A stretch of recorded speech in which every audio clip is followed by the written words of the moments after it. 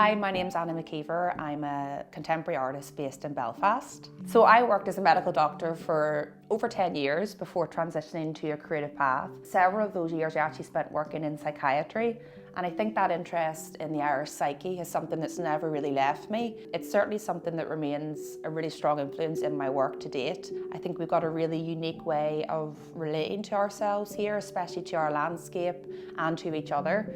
And it's a theme that I find myself gravitating back to again and again. I moved back to Belfast in 2018 after nearly 10 years of living away from home. And I still remember very clearly when I moved back that sense of belonging and connectedness that I felt. Probably wasn't even something that I was aware of I was missing until I came home, but it was definitely a visceral feeling of groundedness and connection to the land. And it's something that I think I tend to reflect on a lot through my work.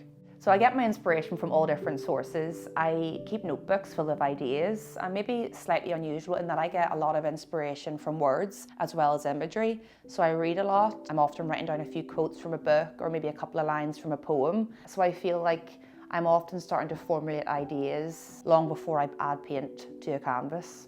I also draw a lot of inspiration from ancient landscapes and Celtic mythology, but it's really that juxtaposition of ancient and modern that really interests me.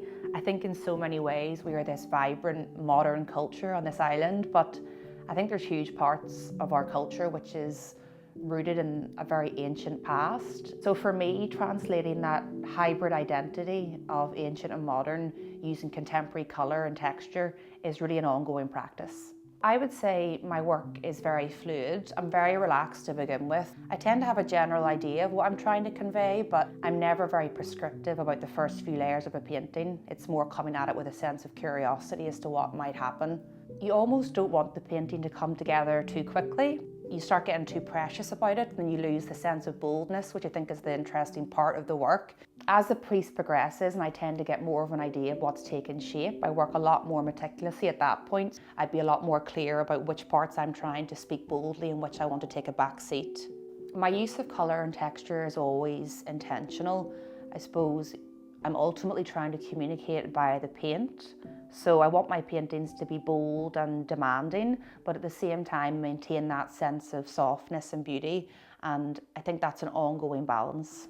The body of work launching in September is called Full Beam. In this body of work, my concern wasn't really to replicate the land as it appears, but I was more interested in expressing how it shifts and breathes. I use colour as a language of suggestion, allowing the layers to build and bleed and kind of take their natural form rather than depict a subject directly. I wanted images to kind of hover at the edge of recognition. I think it's interesting to allow memory or emotion to complete a piece, so it becomes a different experience for every person. The stirring of something ancestral, half remembered, full beam.